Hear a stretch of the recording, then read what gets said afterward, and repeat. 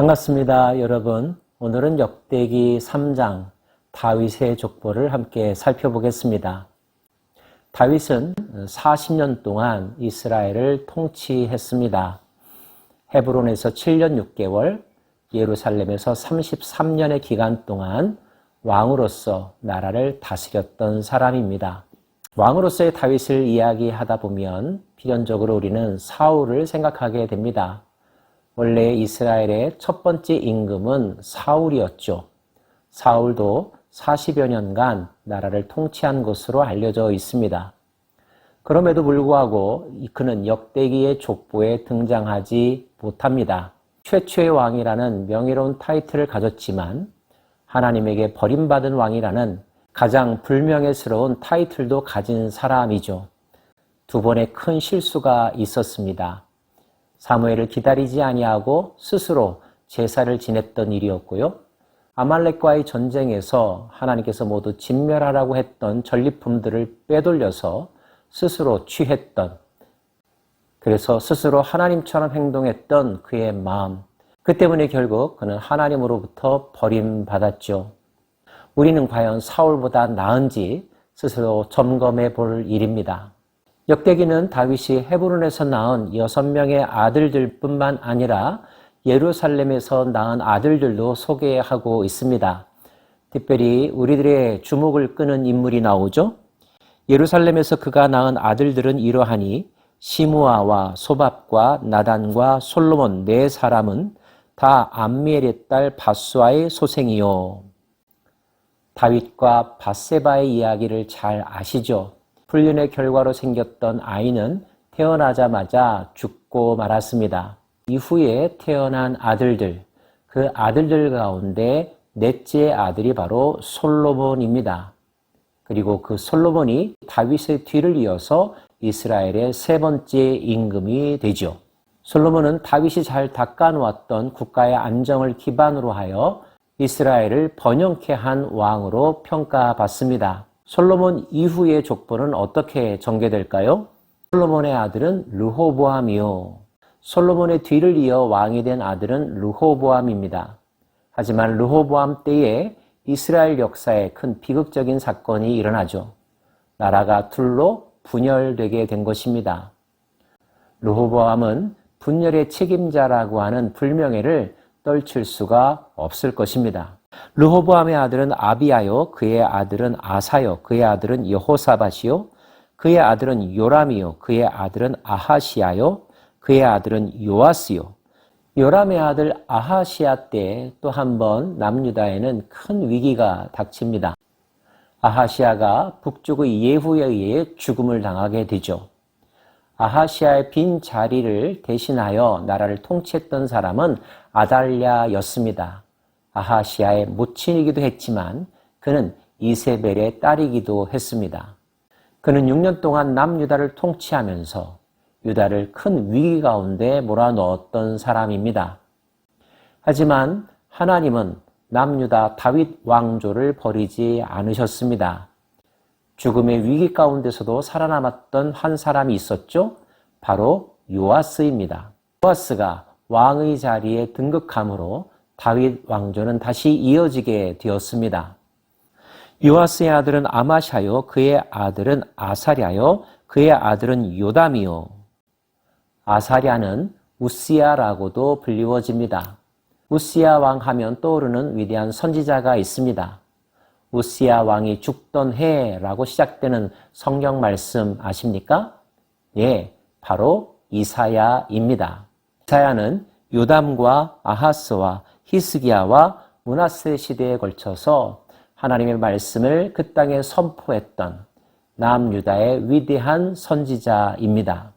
그때 히스기야는 하나님 보시기에 선한 왕이라 평가를 받았었고요. 그의 뒤를 이었던 므낫세는 반대로 하나님 보시기에 악한 왕이라 평가를 받습니다. 므낫세 다음은 어떻게 될까요? 므낫세의 아들은 아몬이요, 그의 아들은 요시야이며 요시야의 아들들은 맏아들 요하난과 둘째 여호야킴과 셋째 시드기야와 넷째 살룸이요. 요시야는 8세에 왕의 자리에 즉위했습니다. 종교 개혁을 일으켰죠. 성전을 정결케 했습니다. 하나님이 보시기에 선한 왕이라 평가받았던 사람입니다. 하지만 그는 갑작스런 죽음을 맞이하게 되죠. 그의 죽음 이후 남유다는 급속도로 기울게 되고요. 큰 혼란을 겪게 됩니다. 왕위의 계승도 아들에서 아들로 이어지지 못합니다. 이집트와 바벨론이라고 하는 타 제국의 힘에 의하여서 왕이 세워지기도 하고 폐위되어지기도 하는 비극적인 사건이 연속되죠. 요시아의 뒤를 이어서 왕의 자리에 올랐던 사람은 살룸, 다른 이름으로는 여호아하스이고요. 여호아하스 뒤에 왕의 자리에 올랐던 사람은 여호야킴입니다. 그 다음은 여호야긴이고요. 그 다음은 시드기야입니다. 여호야긴은 바벨론의 포로로 잡혀간 불운의 주인공입니다. 여호야긴과 함께 바벨론의 포로로 끌려갔던 사람이 있는데요. 선지자이기도 하면서 제사장이기도 했던 사람, 바로 에스겔입니다. 그리고 남유다는 시드기야 왕 때 완전히 멸망하게 되죠. 사로잡혀간 왕, 그 왕족은 어떻게 되었을까요? 사로잡혀간 여고냐의 아들들, 여호야긴의 다른 이름이 바로 여고냐인데요. 그 아들들은 그의 아들 스알리에와 말기람과 부다야와 세낫살과 여가мя와 호사마와 느다야요. 부다야의 아들들은 수룹바벨과 시므이요. 수룹바벨의 아들은 무슬람과 하나냐와 그의 매제 슬로믹과 또 하수바와 오헬과 베레가와 하사랴와 유삽헤셋 5사람이요. 익숙한 이름이 등장합니다. 바로 수룹바벨이라고 하는 이름이죠. 수룹바벨은 훗날 1차 포로 귀환의 지도자로 고국으로 돌아옵니다.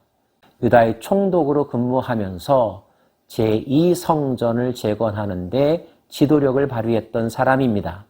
그래서 솔로몬 성전이 붕괴되고 난 이후 다시 재건된 성전, 제2성전을 수룹바벨 성전이라고도 호칭하죠.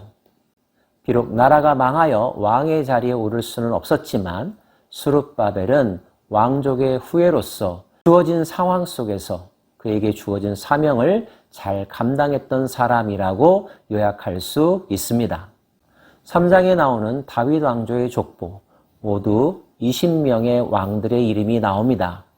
하나님은 다윗에게 이른바 다윗 언약을 통하여 그의 집을 견고하게 세워주겠다 말씀하셨습니다. 사울처럼 버리지는 않겠다고도 말씀하셨고요. 여러 위기가 있었지만 왕조는 끊어지지 않았답니다. 물론 이런 질문을 할 수가 있습니다. 바벨론에 결국 나라가 망하고 왕조가 끊어지지 않았습니까? 하나님의 약속은 중단된 것이 아닙니까? 라고요. 그렇게 해석할 수도 있을 것입니다. 그러나 우리가 알지 못하는 놀라운 비밀이 있죠. 그것은 신약을 통하여 증명되는데요. 그 다윗의 후손 가운데서 이스라엘을 그리고 온 인류를 구원하고 이끌어갈 위대한 왕이 등장한다는 사실입니다. 그 왕이 누구일까요? 네, 그렇습니다. 여러분과 제가 아는 그 이름, 바로 예수님이십니다. 다윗의 후손으로 이 땅 가운데 오신 하나님의 아들 예수 그리스도. 예수님이 다윗 가문의 후손이라는 것은 하나님이 얼마나 신실하시고 약속하신 바를 반드시 이루시는 분이신지를 증명해주는 위대한 사건이라고 말할 수 있습니다. 그 하나님이 오늘도 저와 여러분과 함께 하시고 인도하신다는 사실, 우리에게 미래를 예비하시고 그 미래로 이끌어 가신다는 사실, 그 사실에 감사와 기쁨과 열정이 충만한 하루가 되기를 원합니다. 기도합시다.